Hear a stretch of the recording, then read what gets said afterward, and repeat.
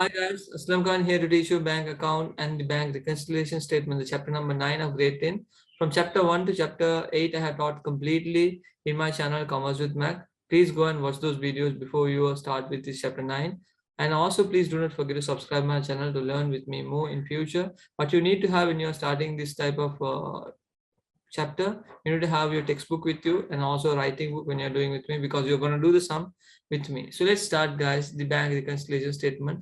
Many people think that bank reconciliation statement is a very hard area. Even in my O levels I left this area because I thought profit and loss is easy than bank account and bank reconciliation, but completely I'm saying this for you guys, bank account and bank reconciliation is the easiest place where you can score a lot of marks. So I'm going to start with what is a bank account. First of all, you need to remember guys, a bank account is where you do the transactions through bank. I mean, you do transaction in check payments and also receive the transaction in checks. So when you deal the payments through checks and receipts in check, we consider it as a bank account. So to start about a bank account, normally you might speak about deposits. Like you all remember when you are having a savings deposit in a bank, what you will do is you will take the money and go and deposit in the bank, right? So you remember that. So you can consider cash deposits also part of bank account. But remember guys, you once you deposit the money, you can issue the money from bank account from checks. That's the mentality we will always have. You don't give the money from bank account just if you are going, if you can't take it out from cash as per the books, as per the accounting in your grade 10 syllabus. So you need to remember, you can, yeah, of course you can, what to say, of course you can consider the money which is coming inside the business can be deposited by cash, but according to your syllabus you should consider whenever money going out of the books of bank account, it should be always done. Okay, so the knowledge we have already gained. So let's start what's bank account. I'm gonna read this content, which is I feel it's a bit important. So let's start with that.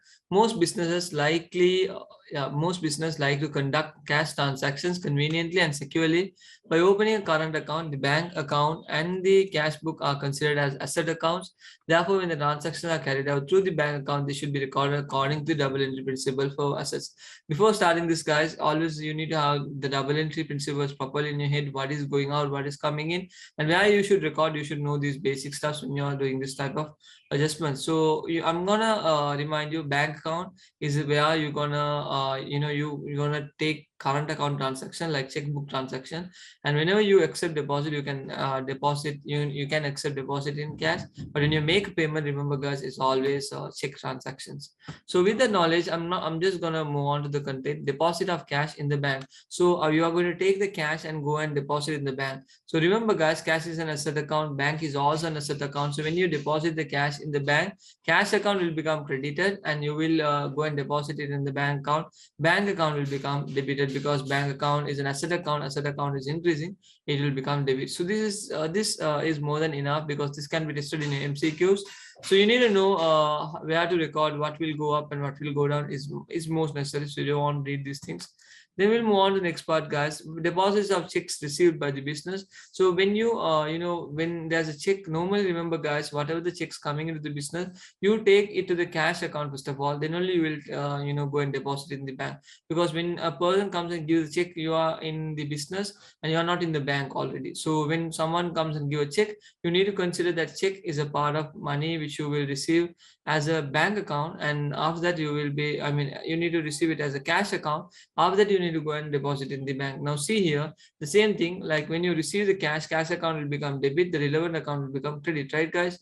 But the same way, when you go and deposit the check to the bank, what happened, your cash account will become credit and your bank account will become debit. So sometimes they might say that the checks are directly remitted to the bank. Then of course it can directly increase the bank account rather than going to cash account and coming to the bank account. Then we move on to the next transaction. Just remember this double entry, that's more than enough.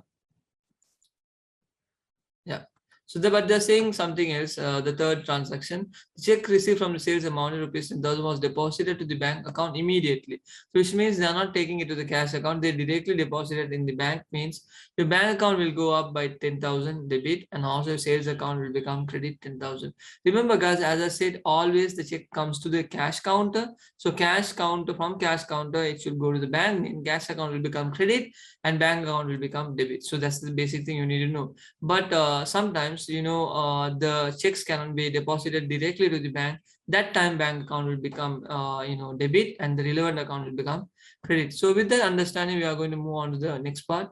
You might see here checks deposit slip. Here these are check deposit slip. Not much that need to know, but as a student of grade 10 business studies, you need to know how a check deposit looks like. So if you see these details, I'm not going to go very deeper because this is not tested in your exam, but for your knowledge, you need to know how a bank deposit slips look like. And this is how a bank deposit slip, you will have certain amounts to fill. You see check deposit slip amounts to fill, the check number, the branch code number, the amount in words, then number of checks you're going to issue, the let me see. Yeah, it's not that clear, guys. You might see account number and the dates they have given. So let's move on to the next part of the check, page number 114, issuing of check. So when you make a payment, how do it goes? Okay, so now this is a check you are seeing. Actually, they have the person's name and the amount, the amount written in numerical terms, the date and the signature.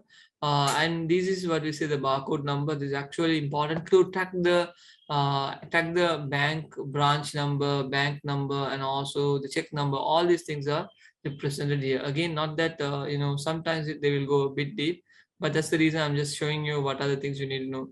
And this area is what we say counterfoil, guys. Counterfoil is where to have an understanding how many checks you have issued. Actually, this person has issued 210,200 checks, most probably, and he has or the bank could have given 210,200 check to this person from the checkbook. So you can consider it both ways.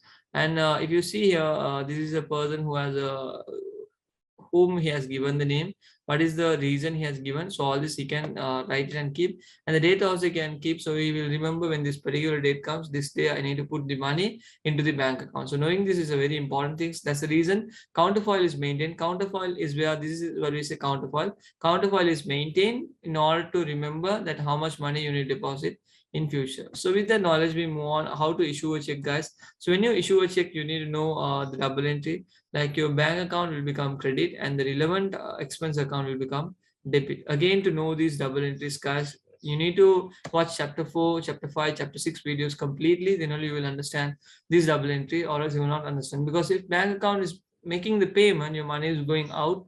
So if your money is going out, your bank account is decreasing. Decreasing means it's an asset account. Asset account decreases, it's a credit. Expense account is a debit account. So if it increases, it's a debit, guys. So dishonoring of check. So you have received a check, but you are now dishonored. So what would happen actually at this time? So the person who have given the check, when you represent that it to the bank says that there's no money in that particular account. So you need to go vice versa. You need to deduct the bank account. Now you see what they have done, the double entry. This is how a check which has been return notification, it will be represent like cancelled, or it will be represent like, you see, in these ways, check clearing information or representable, something like that. They will be always showing that the check has been returned. So then if you see here, how do you record the dishonored of deposited check? You see the person who is giving the check most probably will be a debtor, the person who has purchased the goods on credit from us. So when he is returning when our bank account is getting dishonored, we will go the vice versa, the second way. Now, for example, as I said to you guys, when you receive a check, your bank account will become debit and your debtor's account will become credit if you are receiving it directly. The same way, if you are receiving it like if you are dishonoring the check, you need to go the vice versa. You will say debtor's account will become debit and bank account will become credit. So whenever when you receive the check from the debtor directly, you will say bank account debit, And what account credit, guys? Debtors account credit. So when you're dishonoring a check, your bank account will become credit and your debtors account will become debit. So you need to be very thorough on the double entries, because debtor is an asset. Asset account will increase because when he is making the payment, asset account will decrease. That's the reason debtors account will decrease as credit and you will receive a bank account as debit. But when the debtor doesn't have money in his account, then of course it will go vice versa. So you need to know this very carefully, guys. You need to know these double entries, then only you can score marks in your exams. And if you see here, even I have done bank reconciliation statement past papers in the playlist of grade 10 and 11, so you can go and watch those videos. That will be very helpful, because after learning this, if you do not know how to do the past papers, there's no point, guys. I have uploaded 16, 17, 18 grade 2016, 17, 18 complete past papers of bank reconciliation statements. So now if you see here, dishonored of check, how do dishonored of issued check. So now this is dishonored of checks which you have received and deposited check. This is dishonored of checks you are issuing. Now you issued a check and it got dishonored, means normally when you issue a check, the bank account will become credit and the relevant expense account will become debit. But when you issue the check and it get dishonored, your bank account will become debit and your expense account will become credit. So this double entry you guys need to know. As I said, you need to be very thorough in chapter number 6, 4, 5. Then only you will be able to understand this type of double entries. Then we move on to the next part, guys. I'm going to start a some net means business. They are given certain balances. So I'm going to read with you first of all. Then I'm going to do the sum with you. So net means business had the following balances as at 1st 6 2000. Cash they had 185,000, debtors 55,000, creditors 85,000. So you all know how to start up a ledger account. This ledger account starting I had taught in chapter 8 completely how to put these balances on the ledger account. Then we start then I'm not gonna see this. I'm gonna read this transaction one by one. Open a bank current account by depositing rupees 22,000. Received a check bearing number 455 from a debtor for rupees 9,000. Deposit the check for number 455 rupees 9,000 that was received from the debtor. The check number 562 of rupees 12,000 that is received for sales has been deposited at the time of receipt. Deposited cash of rupees 15,000 in the bank current account. A creditor was paid by check number 301 amounting to rupees 7,600 and a discount of 4,400 was received. Issued a check bearing the number 302 for the payment of electricity bill of rupees 5,000. The check issued for payment of electricity bill has been dishonored by the bank. A check bearing number 415 has received from a debtor for rupees 13,000. Deposit the check number 415 received from a debtor. The check number 415 has been dishonored by the bank. The check bearing number 632 was received from a debtor for 5,700. The discount of 300 has been allowed. This check has been deposited at the time of receipt. Recording the above transaction in the bank account and posting them to the relevant ledger account as follows. So now I read the exact sum which we are going to do that, guys. I'll not do the activity because I'm going to do this attempt the sum together with you. Now take a pen and your writing book so we can do the sum together. Let me put the format and start the class in a while.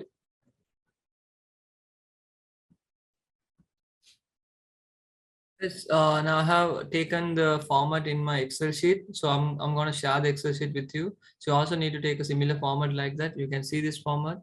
You need to draw a bank account first of all. Bank account looks like this. You have date, description, your ledger folio. Ledger folio is not that important to your exam, so you just deny it because ledger folio is only important when it's in both account. Like when it comes to contra entries, we need to use a ledger folio. Discount allowed is should be taken in bank account as well as in cash book. Also the same format should be followed. When it comes to bank account, when you make a payment, we said as discount received. I have to explain you this completely in chapter number 8 cash book. So discount received should comes under credit side. Normally in a cash book, this side you are seeing here, this is the debit side, and this side you are seeing here, this is the credit side. So yeah, you need to draw a similar format, then it's easy for us. Yes. So once we are done with that, then let's move on to the point. You need to draw up ledger accounts. You don't want to draw in a particular format. Ledger accounts you can just draw in this manner, like T accounts, guys. T accounts, it looks like T. So I have to do some ledger accounts. I know which accounts to put these balances. So I'll start the sum with you now. Let's start, guys. You're seeing you're seeing the exact question now. So let's look into the question one by one. We have cash rupees 185,000. So where do we record? This is the opening balance. Debtors rupees 55,000 and creditors rupees 85,000. So I'm going to record this one by one, guys. Opening balance is recorded. I have taught you in in cash book on last chapter, chapter number 8. So I'm going to start with the date first of all. We all need to know the date first of all. So when is this date actually? First 6 2000 particularly. So I can start with first 6 2000. So I'll write first 6th, so easy for me to record. Then I'll write broad forward because that's the balance which you are taking, so we always need to take it as broad forward. How much is the cash book, guys? I'm going to take cash book's balance is 185,000. So I'm going to move on to cash book and record it on the debit side because cash book is an asset account. It always should start with debit side. Then when we move on to debtors account, let me see how much is debtors balance. Debtors balance is 55,000, creditors 85,000. So I'm gonna move on to debtors account. I'm gonna create a debtors account actually under ledger account. I'll write here debtors account, right? So I will start here 55,000. Again saying the date first 6th, saying first 6th is first June. So I will write here brought forward. My Excel shows as first June. So you guys need to remember, don't write, if you guys like to write first June, it's okay. Or first 6, both are correct, guys. So I'm going to move on to the next part, creditors account. Don't worry about the date. You can write the date which you feel comfortable. And first June, you have a brought forward balance of 85,000. So I have recorded these two type of balances in both sides. Now I'm gonna, I have recorded the balances, brought forward balance. I'm gonna record one by one the adjustments which they are given in the question. So let's start with the first one. Open the bank current account by depositing rupees 22,000. If you open a bank current account, what would happen? You are depositing 22,000 in that account. So how do you record this? So when you open a bank current account 22,000, where do you record? You need to take it from the cash book actually. So from cash book you need to deduct 22,000 and you need to deposit it in the bank account. So I'll write here bank first of all, then I will take the amount to bank. I forgot to write the date, guys, but I will write here. I will write cash because you need to write the opposite narration in different account. Here I will record on the value 22,000. Now let me move on to the date to find out what is the date they have actually done the transaction on 2nd 6th. So it's 2nd 6th. I can write here 2nd 6th, right? So I record the same thing here, 2nd 6th. So after recording this basic transaction, I'm going to move on to the next adjustment. Moving on to the next adjustment, we are finding its 3rd 6th received a check bearing number 455 from a debtor of rupees 9,000. So 455 is the check number. 3rd 6th, we are receiving a check from debtor. So I will take 3rd 6th, right? We are receiving from debtor check worth of. Remember to write the check's number, so it's easy for us to capture. And what's the value of the check, guys? The check's value, you guys already have seen that it's 9,000. So I'm gonna write 9,000. Yeah. And when debtor is making the payment in debtor's account, it should be credit. So I'll write here 9,000.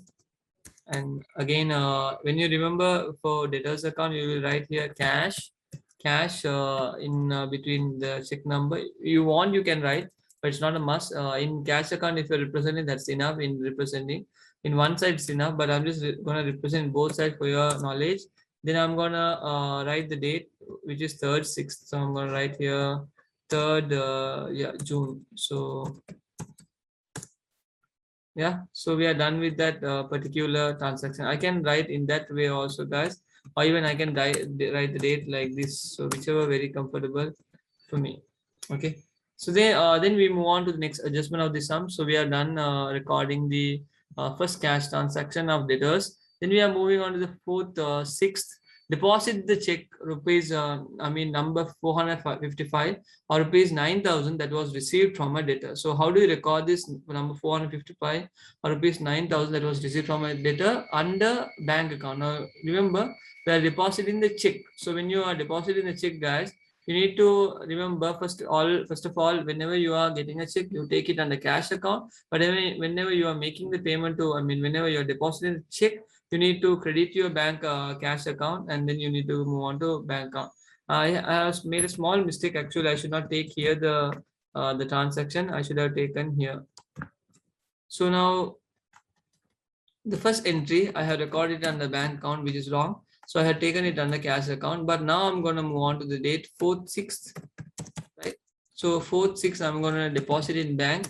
How much? The 9,000 check, which I have already taken. If I need, I can put the actual the check number also for my reference. So I'll write 455. Then I move on to my cash. Bank account.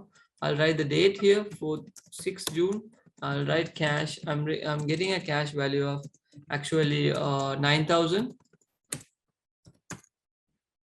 because I'm taking it from the cash book. I'm always writing cash. If I'm taking directly from the debtors account, I will write debtors directly rather than writing cash. So moving on to the next part of this sum, guys. Let's move on to the next fourth adjustment of the sum.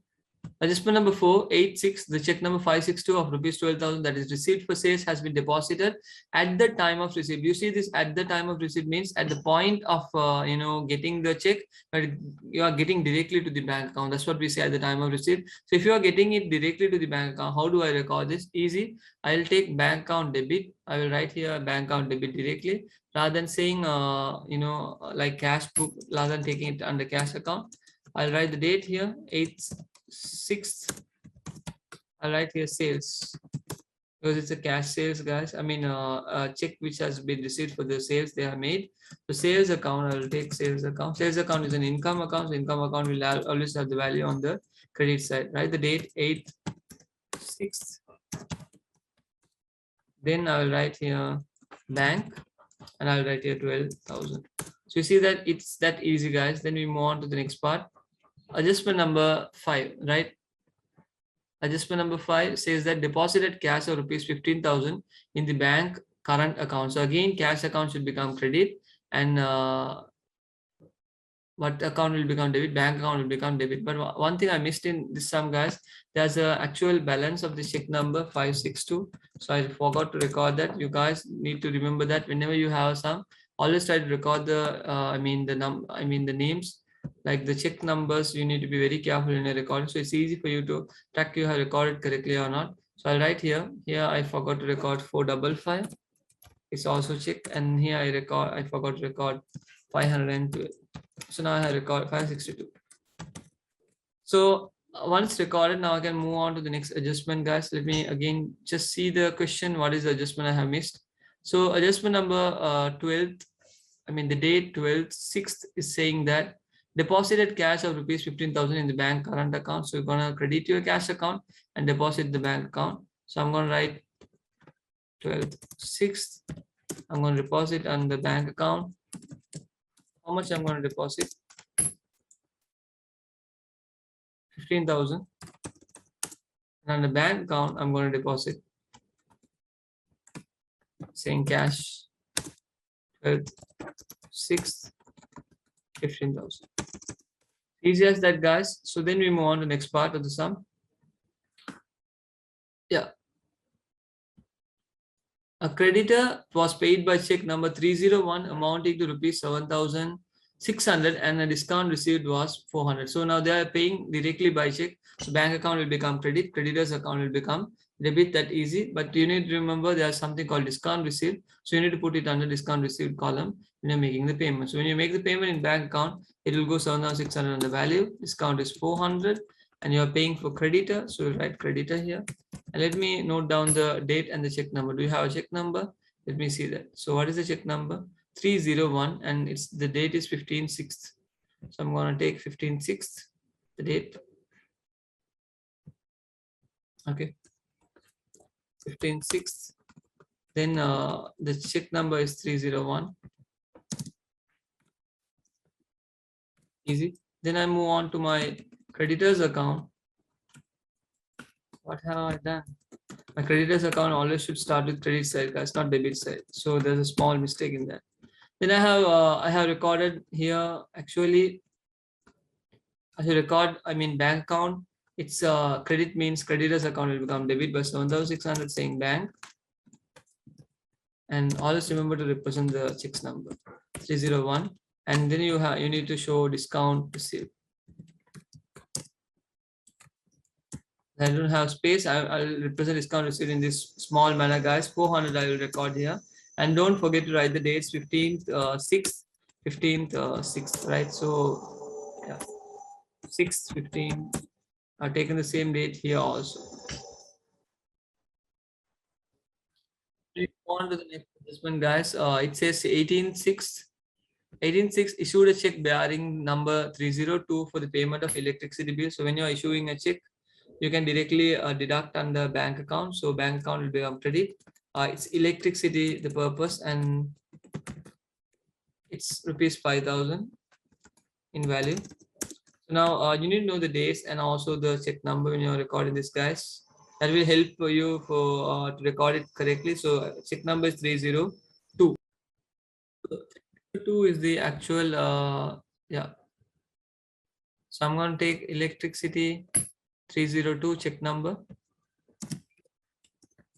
and here the date is 18/6. So I'm going to open up a electricity account first of all. Electricity account is an expense account, guys. So electricity account. Then it's going to be, I'm going to represent it as bank because we are taking from bank, but it's not 301, it's 302. And remember to write the date and the figure. So 302, amount is 5,000 and date is 18th June. So that's all, guys. So we have done the basics adjustment. So we have a few more to do. Let's do it together. Then we have 20th/6th, right? 20th/6th, we have the check issued for payment of electricity bill has been dishonored by the bank. So you have given a check, but it has been dishonored means how do you record this? You need to credit your electricity account and debit your bank account the same way you did earlier. So what you're going to do, you'll move on to your bank account first of all, and you'll record, you have credited this account, but it has got dishonored. So what you will write the same thing in an opposite way. Here you will write bank, here you will write 5,000. It's a dishonored check, and check number is electricity 302. And what's the date? It has got dishonored, guys. See the date. The check issued for the payment of electricity bill has been dishonored on 20th/6. Now moving on to the date 20th/6 again, recording it. So when it is getting dishonored, guys, you need to remember you are going to do the same opposite thing which you are doing already. So let's go and record it on the electricity account. Electricity account will become credit, saying because you can also write dishonored, guys, but it's better the bank, right? 302. If you can write dishonored, it's better. Dishonored. So actually this amount is 5,000. Is there deposited that it has got dishonored? So we have recorded correctly, and we should also record here in bank account the 302 electricity number which we have recorded it. So let's do the next adjustment. Adjustment number, date number 24/6. A check bearing number 415 was received from a debtor for rupees 13,000. So now we are receiving a check. So you need to consider it as cash because we are receiving it in the cash counter. So let's record 24/6. A check bearing number 415 was received from a debtor. So debtor's account will become credit. But we are receiving it directly to our cash account. I'm going to take 24/6. 24/6. I'll write here debtor, and I remember it was 416. So I'll write here. And how much we received, guys? 13,000 in value. So I'll take it as cash, 13,000. And also on the debtors account, I will I will do the same thing, but I will credit here in debtors account. It will be 24th June. So 24th June, I can also represent in this way. So once I represent 24th June, I always need to say cash account and remember to write the check 416, and the actual amount of money which we have received from debtors account is 13,000. So this is a very easy transaction which we can record. You see the same transaction is getting repeated. Examiner, the book, the department has done the book very nice in a nice manner for us to practice it in a very easy way. 26/6 deposited the check 415 received from a debtor. So it's not 416, it's actually 415. So I'll just change the date. Here I think I have taken it as 416, right? So it's 415, guys. Here I will write here 415 again. right? Now I'm going to deposit the check into the bank, guys. So when I deposit, I'll write here bank. Easy. First of all, we'll write the, we can easily write this bank. What's the check number? 415. The reason we write the check number because to find out where did we get this check. Actually, what's the value? We have 13,000. So we have 13,000 value. I'll record here 13,000, guys, in my spreadsheet. So then I'm moving on to my bank account. I'll write here, I will not write debtor because I'm taking it from cash, but I'll write the correct check number for me to record it. And I'll record 13,000. But remember to put the dates, guys. When is the date I'm depositing? Only the deposit date I should take. I should not take the date where when the debtor gave me the money. So 24/6 is the date I'm getting this 13,000. So I'll record here 13,000. I mean 24, not 24/6, guys. When I'm depositing the check, 26/6. So I will record 26/6. Right, and here I will record 26/6. Easy as that. So once I record this, then I move on to the next adjustment. What is the adjustment number? 28/6, the check number 415 has been, dishonored by the bank. So whatever you have received, now you need to go it in the opposite way. Now you might think we got cash and then we banked it. So what is the double entry as we are going? So remember, guys, the double entry is going to be simple when you are dishonoring, when the check has been dishonored, and the check which you have received it got dishonored, bank account credit, debtors account debit. Directly you can go rather than going to cash account and transferring it to the cash account and to the bank account and to the debtors account. When it is a dishonored check, you can directly deduct it from the bank account and you can add it to the debtors account. So how do you do that, guys? Let's do together. So this 415 check 28/6, you are going to record here 28/6. It's a dishonored check, so you write directly debtor and 415. How much is the balance? 13,000. And you go to debtors account and you record here 13,000 because it is got dishonored. 28/6. You write here. What do you write, guys? Bank directly. Okay, and also you can write bank and remember to write the date. Let's write check number, guys. It's 415, which we are recorded here. You might see. So that's easy. In the last transaction of this bank account and cash book, you might see here the check received bearing number 632 was received from debtor for rupees 5,700. The discount of rupees 300 has been allowed. This check has been deposited at the time of receipt.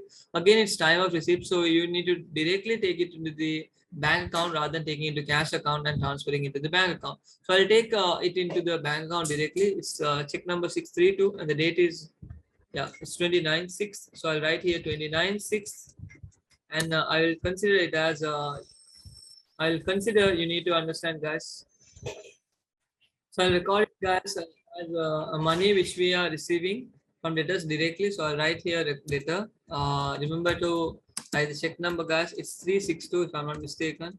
And the value which we are getting is 5,700. We are giving a discount of 300. So I can take this 300 directly to discount allowed account. But remember to take this amount only at the year, at the month end. So you don't take now. So when they are making the payment, 5,700 will be deducted and 300 as discount allowed. I'll write here bank and I'll write 362. And here I will write it as discount allowed. So it's that easy, guys, to record these transactions. If you know how to record this, then of course you can score better. 29th June.